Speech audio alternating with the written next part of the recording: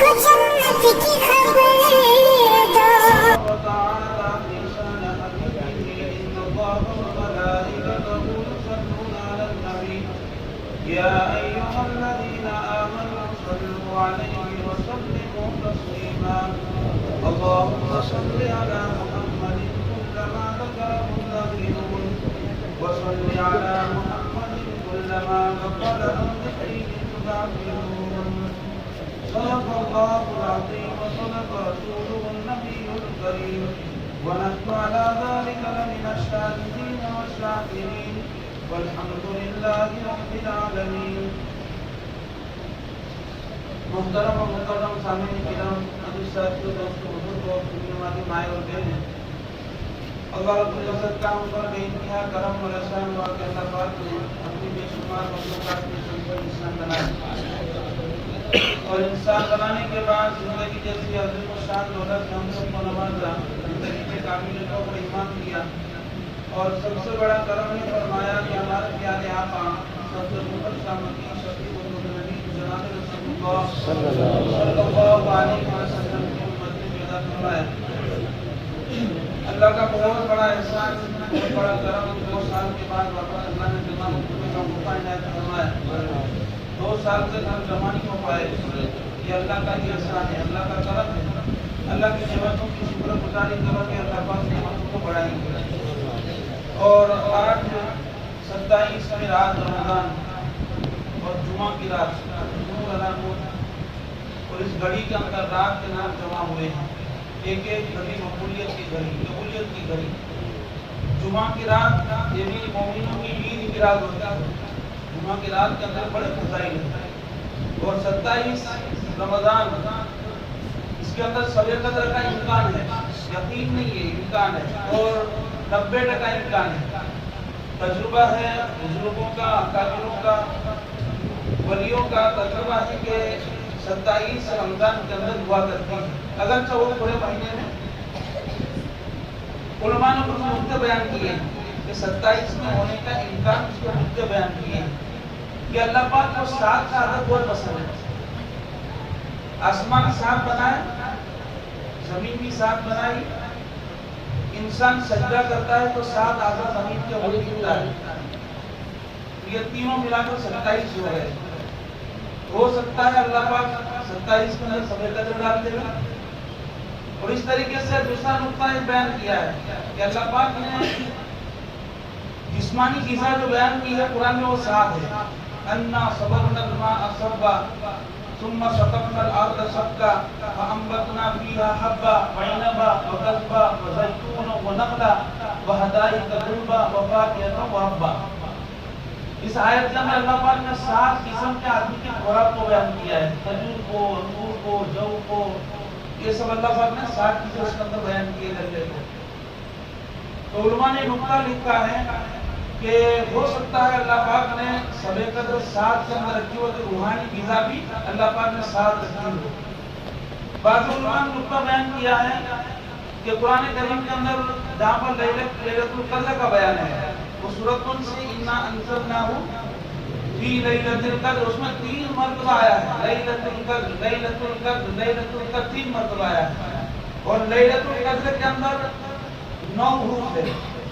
تو 3 مرتبہ آیا تو 9 کو 18 اور 3 27. انا انزلناہ فی لیلۃ القدر وما ادراک ما لیلۃ القدر لیلۃ القدر خیر من الف شہر.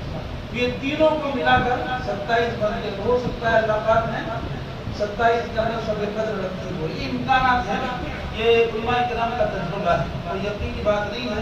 اللہ پاک ہم سب کو نصیب فرمائے. اور رمضان کی پوری راتیں سوے قدر ہی ہے ایمان والوں کے لیے. ایمان والوں کے لیے رمضان کی سب راتیں سوے قدر ہے. لیکن اللہ پاک کبھی کبھی وقت اور موسم کے اعتبار سے وہاں کو بڑھا دیا کرتے ہیں. اللہ پاک ہمیں تمام کو نصیب فرمائے. قرآن کریم کی دوسرے آیت میں نے پڑھی انا انزلنا ھذا القرآن، کہ یہ قرآن اللہ پاک نے نازل کیا ہے. اور اس قرآن کی بقا کی، حفاظت کی ذمہ داری اللہ رب العزت نے دی. یہ قرآن کی، اور قرآن کہتے ہیں کس کو؟ قرآن کریم کے اندر 3 لفظ آئے ہیں. ایک کلام، کلام اللہ. دوسرا لفظ آیا ہے قرآن، اور تیسرا لفظ آیا ہے کتاب. اب قرآن کہتے ہیں کہ اس میں سمجھنے کی بات ہے. ایک کلام اللہ، اللہ کا کلام، اس کو کلام اللہ کہیں گے. قرآن اللہ کا قرآن، اور کتاب یہ اللہ کی کتاب. تو علماء نے بیان کیا ہے کہ ان تینوں کے قاضی بیضاوی نے اپنی تفسیر کے اندر اس کو بیان کیا ہے کہ ان تینوں کو ملا کر کتاب بنتی ہے. کلام کہتے ہیں اللہ کے منہ سے نکلا ہوا لفظ. کلام کہتے ہیں اللہ سے، اللہ کی زبان سے نکلا ہوا لفظ. اور قرآن کہتے ہیں نبی کے پڑھنے کو، نبی نے اس کو پڑھا، بار بار پڑھا. قرآن کہتے ہیں بار بار پڑھنے کو. قرآن کہتے ہیں بار بار پڑھنے کو. تو نبی نے بار بار جبرائیل آئے بار بار پڑھایا، جبرائیل آیا بار بار پڑھایا، بار بار پڑھایا. اور یہاں تک کہ رمضان کے اندر جبرائیل سنتے تھے، اللہ کے نبی پڑھتے تھے. اور کبھی کبھی جبرائیل پڑھتے تھے، اللہ کے نبی سنتے تھے. غور کرائیے اس کو بار بار پڑھنا. تو ایک تو ہوتا ہے کلام جو اللہ کی زبان سے نکلا، اور ایک نبی نے اس کو بار بار پڑھا، اور صحابہ کرام نے جس پشتوں کے درمیان کے اندر جمع کیا اس کو کتاب کہا جاتا ہے. تو ان تینوں کے مجموعے کا نام قرآن کریم ہے. اللہ کا کلام، اللہ کی زبان سے نکلا ہوا، نبی نے اس کو بار بار پڑھا، اور صحابہ کرام نے اس کو لکھ کر دونوں ٹکڑوں کے درمیان کے اندر جمع کر دیا. اب اللہ پاک نے قرآن کریم میں جب شروع کیا تو سب سے پہلی سورت الف لام میم ذالک الکتاب. اللہ پاک نے اوپر یوں نہیں کہا الف لام میم ذالک الکلام، الف لام میم ذالک القرآن، بلکہ یوں کہا الف لام میم ذالک الکتاب. اس کا مطلب علماء نے یہ بیان کیا ہے کہ کئی بعد میں چلنے والے صدی والے لوگ قرآن کے اندر شک نہ کر جاوے کہ نہیں یہ اللہ کا کلام نہیں ہے. اس لیے اللہ پاک کو معلوم تھا کہ میرے صحابہ کرام اس کو جمع کریں گے اور جمع کر کے اس کی کتابی شکل بنائیں گے. اس لیے اللہ پاک نے فرمایا کہ جو ذالک الکتاب الف لام میم ذالک الکتاب لا ریب فیہ، کہ وہ کتاب جو میرے صحابہ کرام نے جمع کی ہے دونوں ٹکڑوں کے درمیان، اس کے اندر ذرہ برابر بھی شک نہیں ہے. تو اس کے اندر کلام بھی آ گیا، اس کے اندر قرآن بھی آ گیا، اور اس کے اندر کتاب بھی آ گئی. ان تینوں کے مجموعے کا نام کلام پاک کہا جاتا ہے.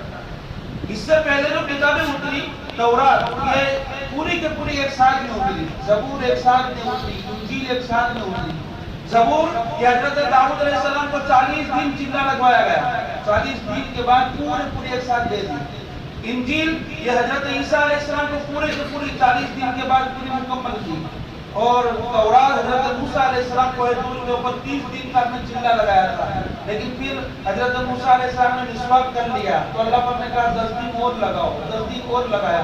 تو 10 دن یعنی 40 دن کے بعد اللہ پاک نے تورات کی کتاب عطا فرمائی. لیکن قرآن کریم یہ 23 سال کے عرصے میں نازل ہوا. کبھی سنتے ہیں کبھی آیتیں. تو بھائی کس طریقے سے پہلی کتابیں ایک ساتھ نازل ہو گئی تو یہ بھی کتاب بھی ایک ساتھ نازل ہو جانا چاہیے تھا.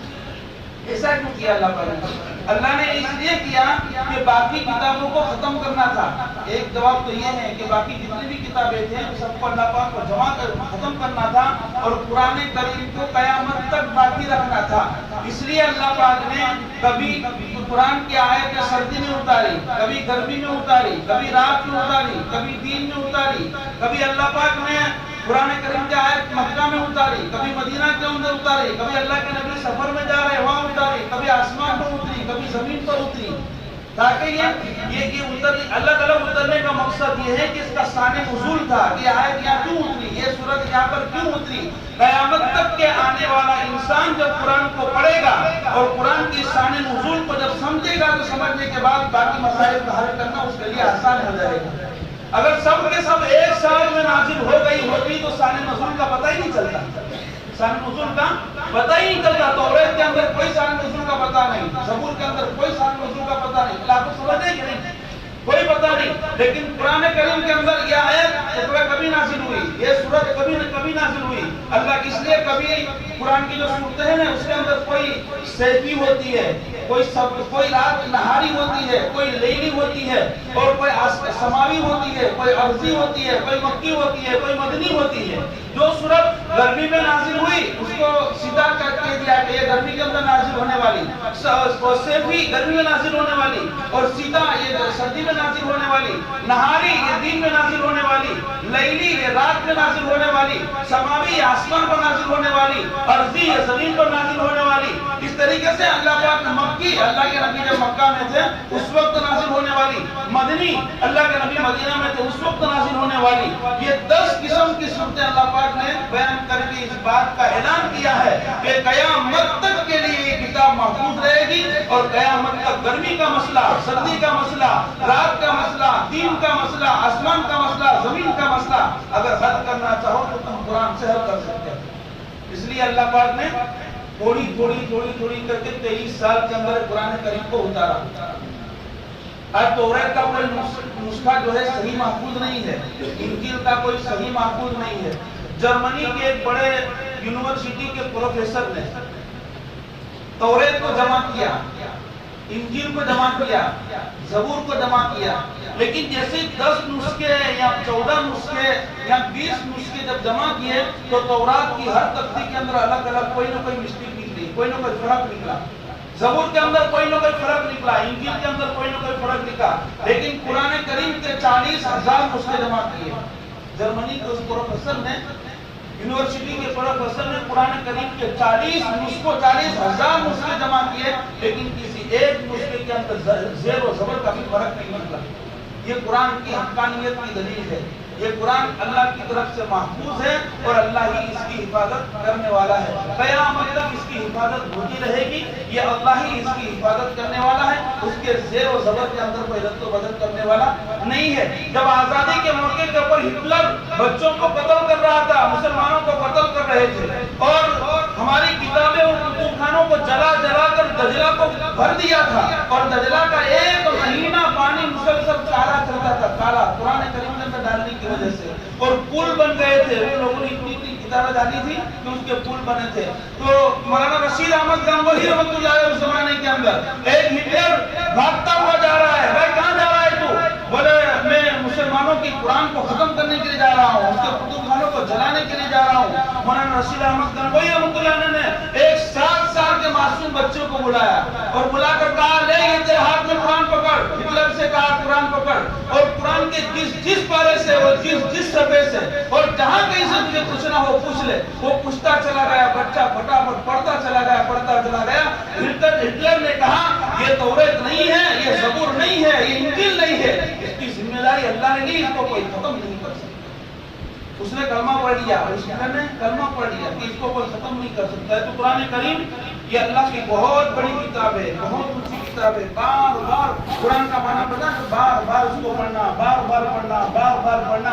وہ محروم ہے انسان، وہ بدقسمت ہے انسان جس کو قرآن پڑھنے کا موقع ملے اور قرآن کو نہ پڑھے. وہ محروم ہے، وہ برباد ہے. اس کی زندگی چاہے دنیائی اعتبار سے عیش و عشرت کی نظر آتی ہو، لیکن جس کو قرآن سے دل نہ لگا ہو اور جس کو قرآن پڑھنے کا شوق نہ ہو، اور جو کتاب اللہ نے نازل کی ہے اور اللہ نے یوں کہا ہے 7 آسمان اور 7 زمین کو زیر و زبر کر دوں گا، کوئی ذات باقی نہیں رہے گی یہاں تک کہ آسمان ٹوٹ پھوٹ جائے گا، زمین ریزہ ہو جائے گی اور پوری دنیا تباہ اور برباد ہو جائے گی. یہ قرآن ہے جو محفوظ رہے گا.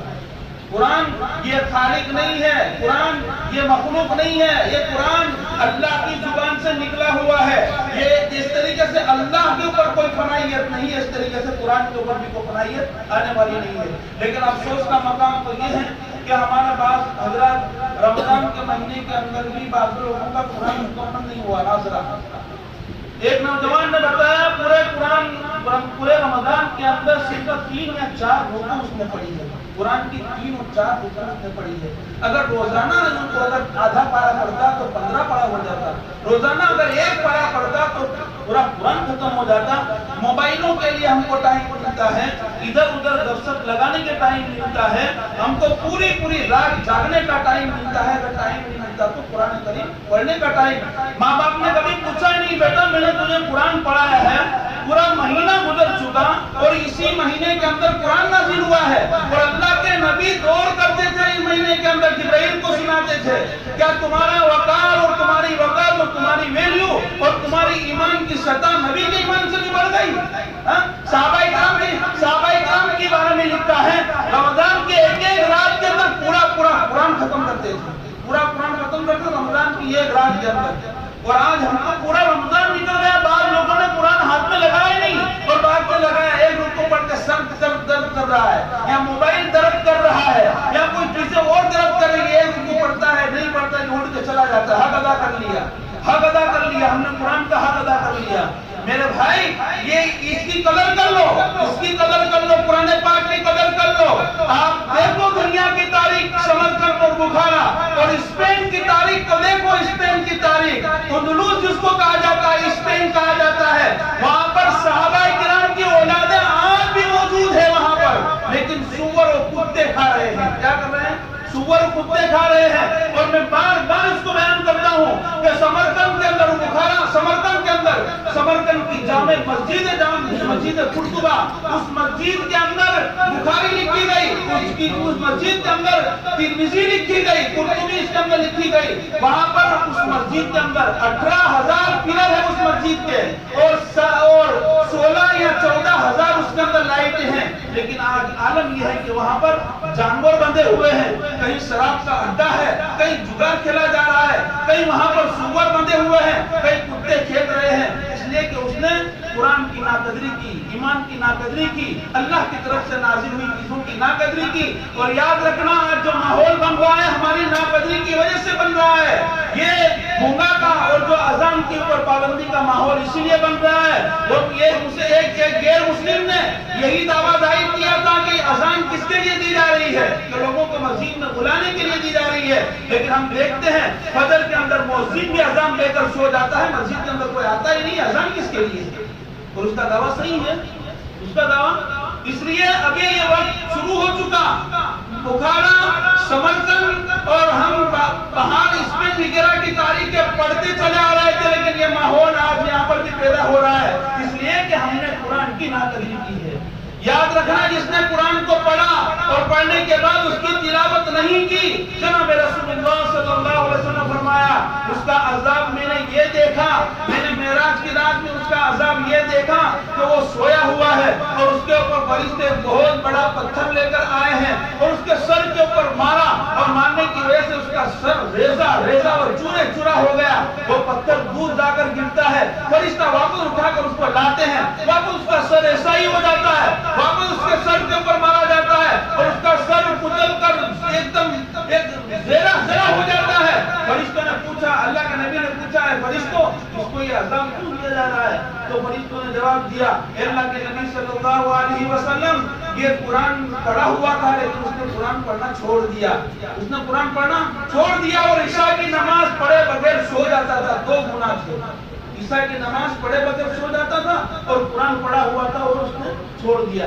قرآن اگر پڑھ کر بھلا دیا، اور قرآن بھلا، 2 ترجمہ علماء نے لکھا ہے، ایک تو قرآن پڑھ کر بھول گیا، یا تو قرآن پڑھ کر قرآن کے احکام کے اوپر اس نے عمل نہیں کیا، کل قیامت کے دن اللہ اس کو اندھا کھڑا کرے گا، کل قیامت کے دن اللہ اس کو اندھا کھڑا کرے گا۔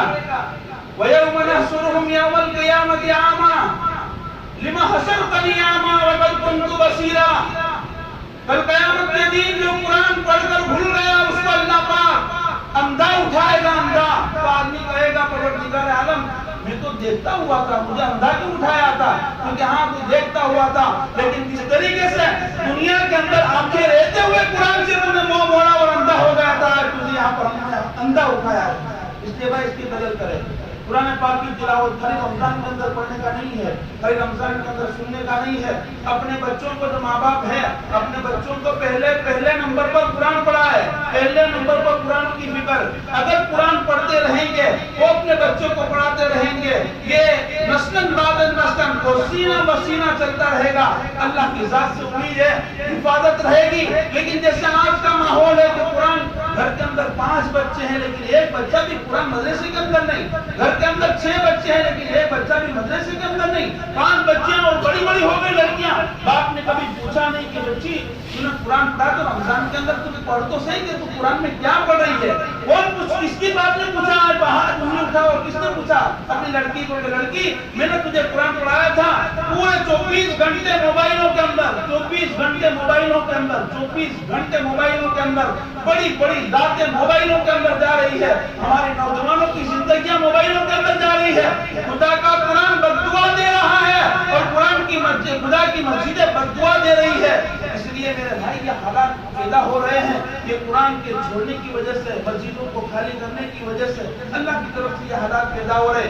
اللہ پاک نے دیکھو موقع دیا ہے, یہ رمضان کا موقع, ختم قرآن کے بعد دعا قبول ہوتی ہے.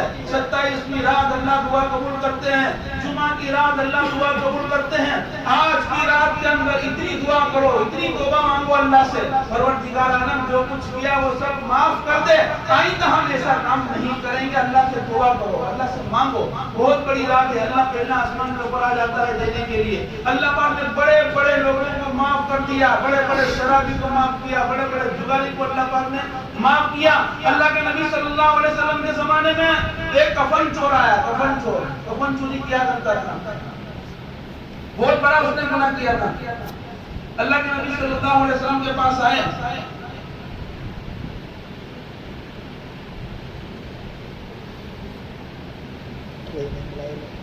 آ کر اللہ کے نبی صلی اللہ علیہ وسلم نے بہت بڑا گناہ کیا. اللہ کے نبی نے فرمایا کتنا بڑا گناہ کیا, تیرے گناہ زمین کو بھر گیا. کہا کہ میرا گناہ زمین کو بھر گیا. کہا تیرا گناہ آسمان کو چھونے لگا, تو کہ ہاں میرا گناہ آسمان کو چھونے لگا. اللہ کے نبی نے فرمایا کہ تیرا گناہ بڑا کہ اللہ بڑا ہے. کہا کہ اللہ بڑا ہے. کون سا گناہ بیان تو کر, اللہ معاف کرنے والا ہے, لیکن تو نے گناہ کون سا کیا؟ تو اس نے اپنا واقعہ بیان کیا, میں کفن چور تھا, کفن چوری کیا کرتا تھا, لیکن ایک لڑکی سے میری محبت ہو گئی تھی, اس کا انتقال ہو گیا, میں اپنے مقصد کو پورا نہ کر سکا. میں رات کے وقت جب دفنانے کے بعد لوگ چلے گئے, رات کو گیا اور میں نے اس کی قبر کو کھولا, اور کھول کر میں نے اپنی حاجت کو وہاں پر پورا کیا. ایسے بھی تو ہوتے ہیں نا, جیسے سخت دل ہوں گے وہ, میں نے اپنی حاجت کو وہاں پر پورا کیا. جیسے ہی واقعہ بیان کیا, اللہ کے نبی صلی اللہ علیہ وسلم فرمایا یہاں سے باہر نکل جا, کہیں تیرے گناہ کی وجہ سے خدا کا عذاب یہاں پر نہ آ جاوے. یہاں سے نکل, اتنا بڑا گناہ, اتنا سنگین گناہ, اتنا سنگین گناہ, یہاں سے باہر نکل جا. وہ روتا ہوا وہاں سے باہر نکل گیا, اپنے ہاتھ کو ایسے پیچھے باندھ دیا اس طریقے سے, اور جنگل کی طرف نکل گیا, اور کہا میں ہاتھ کو چھوڑوں گا نہیں جب تک میری طرف, اللہ کی طرف سے میری معافی کا اعلان نہ ہو جاوے. میں واپس شہر کے اندر نہیں آؤں گا جنگل سے جب تک اللہ کی طرف سے میرے معافی کا اعلان نہ ہو جاوے. وہ تھوڑا ہی دور چلا, جنگل کی طرف گیا, جبرائیل آئے, اور جبرائیل نے آ کر کہا اللہ یوں فرما رہے ہیں نبی جی تو نے بندے کو پیدا کیا ہے, میں نے پیدا کیا ہے. اللہ غفور رحیم ہے, اللہ معاف کرنے کے اوپر آ جاوے. پانا ڈھونڈتے ہیں میرے بھائی, اللہ کے رجوع ہو جاوے. اللہ کے نبی صلی اللہ علیہ وسلم حضرت علی کو اور دوسرے صحابی کو دوڑایا کہ جاؤ اس کو جنگل سے بلا کر آؤ, اللہ نے اس کی معافی کو قبول کر لیا ہے, گناہ کو معاف کر دیا ہے. جب گئے جنگل کی طرف, وہ اوندا منہ زمین کے اوپر گرا ہوا تھا, اور یوں فرما رہا تھا اے اللہ میری معافی, اے اللہ میری معافی, اے اللہ میری معافی. نبی نے اپنے دربار سے مجھے نکال دیا, میں ہلاک ہو گیا, برباد ہو گیا. صحابہ کرام نے اس سے کہا چلے اللہ کے نبی بلا رہے ہیں. نہیں میں آؤں گا نہیں, میں نے قسم کھائی ہے جب تک نبی یہاں پر آ کر میرے ہاتھ کو نہیں چھوڑے گا اور میری مغفرت کی بشارت نہیں دے گا وہاں تک میں آؤں گا نہیں. اللہ کے نبی کے سامنے جب واقعہ بیان کیا, اللہ کے نبی یہاں پر گئے ہیں اور اس کو چھوڑا اور کہا کہ اللہ پاک نے تیرے گناہوں کو معاف کر دیا ہے. تو ایسے ایسے ظالموں کو اللہ نے معاف کر دیا. آج اللہ وہی اپنی معافی کے ساتھ, اپنی رحم دلی کے ساتھ, اپنی رحمان اور رحیم کی صفت کے ساتھ موجود ہے. شرط یہ کہ بندہ اللہ کے سامنے ہاتھ اٹھاوے, بندہ اللہ کے سامنے ہاتھ اٹھاوے, اپنی ایمان کی حفاظت کی دعا کرے, اپنے اعمال کی حفاظت کی دعا کرے. مولانا ذوالفقار صاحب نقشبندی نے اپنی کتاب کے اندر دوسرا ایک کفن چور کا واقعہ بیان کیا, ابھی کے کفن چور کا واقعہ پاکستان کے قبرستان کے اندر. وہ کفن چور رہا تھا, تو اس کو جب ملاقات ہوئی, اس سے پوچھا کہ کفن جب تم چورنے کے لیے جاتا تھا لوگوں کی حالتیں کیسے ہو جاتی تھی قبر کے اندر؟ تو کفن چور نے بتایا 100 میں سے 2 مردے ایسے ہوتے تھے, 100 میں سے 2 مردے کہ اس کا چہرہ قبلے کی طرف ہوتا تھا, ورنہ 98 لوگوں کا چہرہ قبلے سے پھر جاتا تھا. یعنی اعمال, اللہ ہی ہمارے اعمال کی حفاظت کرے, اللہ قبول فرماوے. اس لیے بھائی توبہ کرنے کی ضرورت ہے, اللہ سے معافی مانگنے کی ضرورت ہے. دیکھو اس رات کے اندر اللہ پاک اعلان لگاتا ہے کوئی مغفرت چاہنے والا ہے, کوئی معافی مانگنے والا, میں اس کو معاف کر دوں, میں اس کی بیماری کو دور کر دوں, میں اس کے روزی کے اندر برکت دوں. عورتیں بھی رو کر اللہ کے سامنے, لیکن شرط یہ ہے کہ توبہ کہتے ہیں 3 چیزوں کا نام. ایک تو جو گناہ ہو رہا ہے اس کو پھر چھوڑ دے، نمبر 2 کے اوپر جو گناہ کیا ہے اس کے اوپر شرمندہ ہو، نادم ہو کہ اللہ میں نے یہ گناہ انجانے کے اندر کر لیا، اب سے نہیں کروں گا، اور نمبر 3 کے اوپر آئندہ کبھی بھی نہ کرنے کا عزم کرے کہ میں ابھی کبھی بھی یہ گناہ نہیں کروں گا۔ یہ 3 چیزیں اگر دل کے اندر ہوگی اللہ پاک ضرور توبہ کو قبول فرمائیں گے۔ ایک اور تیسرے نمبر کے اوپر یہ کہ اگر کسی سے رشتہ ناتا ٹوٹا ہوا ہے، کسی سے قطع تعلق ہے، ایک ہی مکان کے اندر، ایک ہی فلیٹ کے اندر، ایک ہی گھر کے اندر رہتے ہیں، ساس بہو سے نہیں بول رہی، بہو ساس سے نہیں بول رہی، بھائی سے سلام نہیں، رشتہ دار سے سلام نہیں، ہاں اللہ سے بڑی بڑی امید رکھتا ہے معافی کی، لیکن دوسرے کو معاف کرنے کے لیے تیار نہیں، ہاں تو اللہ سے بھی بڑا بن گیا، تو نبی سے بھی بڑا بن گیا، تو بڑی امید رکھتا ہے کہ اللہ مجھے معاف کر دے گا، تو زکات کا پیسہ لوٹا رہا ہے، تو للہ پیسہ لوٹا رہا ہے، روزے پہ روزہ رکھ رہا ہے، نمازیں پڑھ رہا ہے اس امید سے کہ اللہ معاف کر دے گا، لیکن تیرے اندر وہ صفت نہیں کہ میں اپنے بھائی کو معاف کروں، ہاں اپنے بھائی کو معاف کرنے کی صفت، اس لیے جناب رسول اللہ صلی اللہ علیہ وسلم نے فرمایا جو قطع تعلق کرتا ہے اس کے لیے چاہے شب قدر آ جاوے، چاہے شب برات آ جاوے، رمضان کا مہینہ ایک نہیں 12 مہینہ رمضان ہو جاوے، اس کے لیے چاہے اتنے مواقع آ جاوے، لیکن اللہ پاک اس کی دعا کو ایک بارش کے اوپر بھی قبول نہیں فرماتا۔ اس کے اندر قطع تعلق ہے، معمولی باتوں کے اندر ہمارے کاروبار ایسا ہوتا ہی رہتا ہے، ہر ایک ایسا نہیں کہ ہم باولی کا میں کہہ رہا ہوں، ہر جگہ کے اوپر دھندے اور کاروبار کے اندر اونچ نیچ ہو ہی جاتی ہے، لیکن پہلوان تو ہے کہ دوسرے کو معاف کر دے، دوسرے کو اللہ کے نبی نے کتنی اللہ کے نبی نے بشارت دی ہے کہ کوئی آدمی حق پر ہو اور حق پر ہونے کے باوجود، یہ ترمذی شریف کی روایت ہے، اللہ کے نبی نے فرمایا آدمی حق پر ہو، سامنے والا غلطی کے اوپر ہے لیکن اڑا ہوا ہے، مان نہیں رہا، یہ حق پر ہے، اس کے باوجود بھی اس نے معاف کر دیا، اس کو معاف کر دیا، تو اس کے معاف کرنے کی وجہ سے اس کی عزت جائے گی، لوگ کہیں گے ہاں اسی کی غلطی تھی اس لیے اس نے معاف کیا ہے، اس کی غلطی تھی دنیا کے اندر عزت گئی۔ جناب رسول اللہ صلی اللہ علیہ وسلم فرمایا کل قیامت کے دن عبداللہ کا بیٹا محمد اس کی عزت دلائے گا، کل قیامت کے دن۔ دوسری بشارت سنو، اللہ کے نبی نے فرمایا حق پر ہونے کے باوجود اپنے بھائی کو معاف کر کے السلام علیکم کہہ دیا، اپنے بھائی کو معاف کر کے ہاتھ ملا لیا، اور حق پر تھا، غلطی سامنے والے کی تھی، اللہ کے نبی نے فرمایا جنت کے اندر محل دلانے کی ذمہ داری محمد ابن عبداللہ کی رہے گی صلی اللہ علیہ وسلم۔ بھائی آپس کے اندر اگر قطع تعلق ہوگا اللہ پاک ایک دعا بھی قبول نہیں کریں گے۔ دیکھو حضرت موسیٰ علیہ السلام کے زمانے کے اندر واقعہ مشہور معروف ہے نا، حضرت موسیٰ علیہ السلام کے زمانے میں قحط پڑا، بارش نہیں آئی، 40 دن تک جنگل میں گئے دعا مانگنے کے لیے، 40 دن ہو گئے، نہ کھانا نہ پینا، 40 دن تک اللہ سے دعا کر رہے ہیں، اے اللہ بارش کا ایک قطرہ نہیں آ رہا ہے، تو اللہ پاک نے فرمایا موسیٰ 40 دن نہیں 40 سال بھی ہو جائیں گے، ایک قطرہ نہیں برساؤں گا، ایک قطرہ نہیں برساؤں گا، اس لیے کہ پورے مجمع کے اندر ایک چغل کو ہے، پورے مجمع کے اندر ایک قطع تعلق کرنے والا، پورے مجمع کے اندر 40,000 کا مجمع تھا، اس پورے مجمع کے اندر ایک چغل خور ہے، ایک فتنہ کروانے والا ہے، ایک دلوں کو توڑنے والا ہے، ایک رشتہ توڑنے والا ہے، موسیٰ 40 سال بھی ہو جائے گا ایک قطرہ نہیں برساؤں گا۔ حضرت موسیٰ علیہ السلام نے اعلان کیا بھائی ایک کی وجہ سے مخلوق مر رہی ہے، ایک کی وجہ سے انسان مر رہے ہیں، جانور مر رہے ہیں، چرند و پرند مر رہے ہیں، نکل جاؤ مجمع سے، کون ہے وہ چغل خور، نکل جاؤ یہاں سے نکل جاؤ،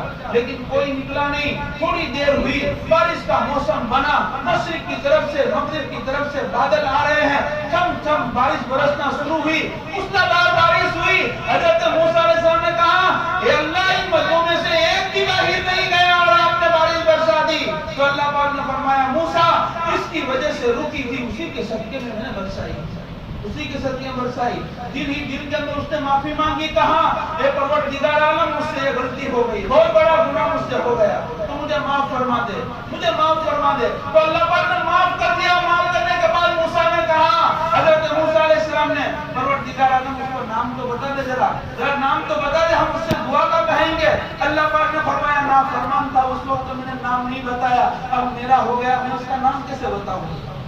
تو بھائی اس مجمع کے اندر دل کے اندر توبہ کر لے، جس سے قطع تعلق ہے ابھی اڑ کر چلے جائے اس کے گھر سے، اس کے گھر کے اندر، اور کہتے بھائی جو بھی ہو گیا غلطی تیری تھی یا میری تھی تو اللہ کے واسطے مجھے معاف کر دے. اگر تو اللہ کے واسطے اگر تم معاف کروائے گا اللہ اسی وقت تیرے تمام گناہوں کو معاف کر دے گا. کتنی یہ سب محنتیں جو کر رہے ہیں, روزے رکھ رہے ہیں 15 گھنٹے کے, کیوں کر رہے ہیں؟ اللہ ہم کو معاف کر دے گا. کیوں کر رہے ہیں بھائی؟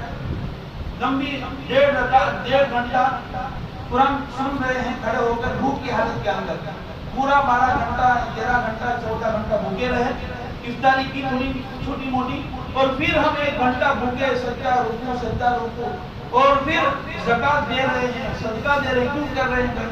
اللہ ہم سے راضی ہو رہا ہے, اللہ ہم کو معاف کر دے.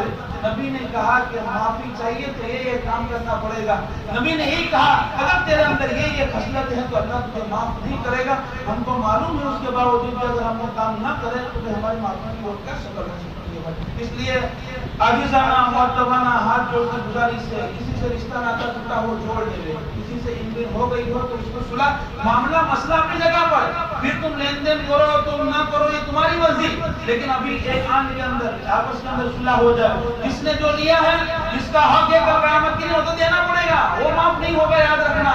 لیکن ہم نے اگر معاف کر دیا ہو سکتا ہے اللہ ہم کو معاف کر دے اور اس کے دل کے اندر اگر ہم آ جائے تو وہ اپنا جو چیز ہے اپنا حق ہے وہ لوٹا بھی دے گا. تو اس لیے گزارش ہے کہ لوگوں سے معافی تلافی ہو جائے. گھر کے اندر ماں بہنوں کے اوپر ظلم ہم کر رہے ہو تو اس کے اندر بھی آدمی سوچے کہ ہم حاکم بن کر نہیں آئے ہیں, ہماری بیوی جو ہے یہ ہمارے گھر کی نوکرانی نہیں ہے, یہ ہمارے گھر کی گھربن نہیں ہے, وہ اچھا نہیں ہے, یہ بھی اللہ کی ایک بندی ہے. اس کے ساتھ بھی اچھائی کا معاملہ ہو, اپنے اولاد کے ساتھ بھی اچھائی کا معاملہ ہو, اللہ کے سامنے رو کر مانگے, اللہ پاک معاف کرنے کے اوپر قادر ہے. اللہ پاک سنی باتوں پر عمل کرنے کی توفیق عطا فرمائے.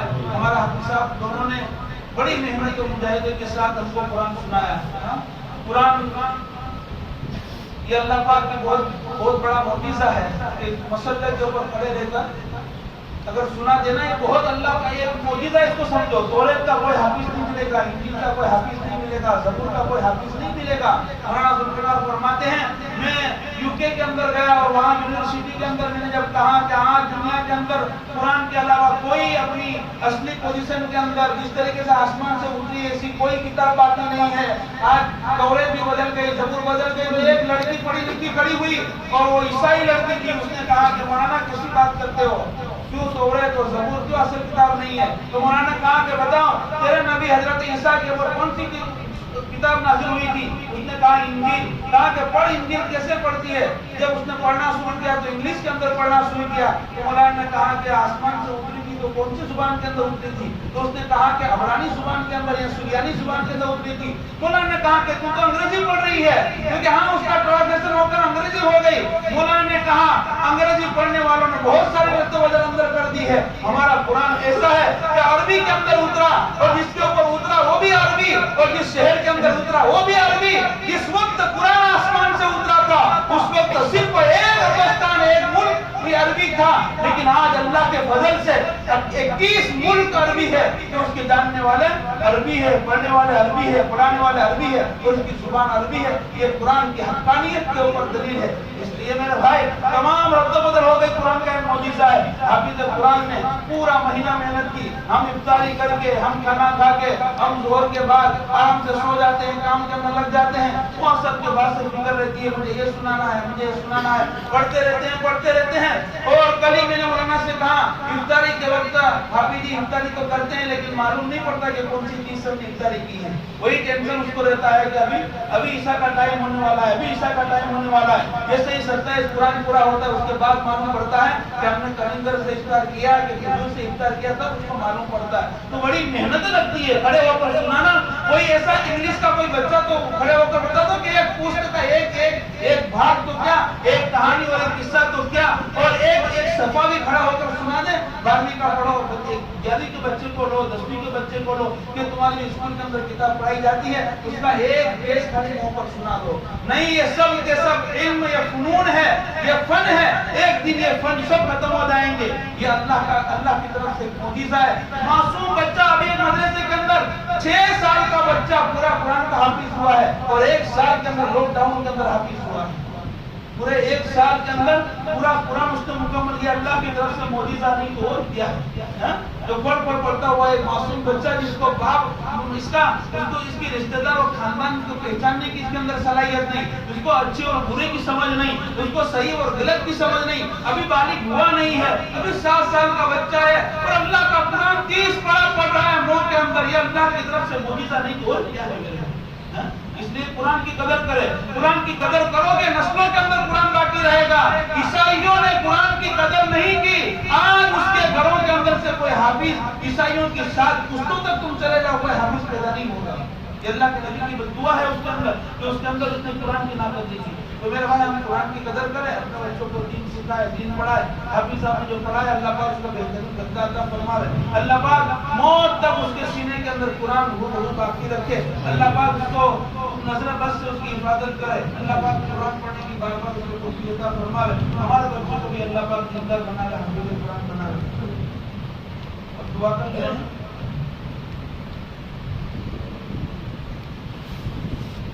دعا کا ایک طریقہ تو یہ ہے کہ ہو سکے تو 2 سال بیٹھ جانا, روے, جتنا ہو سکے روے, رونا نہ آئے, رونے جیسی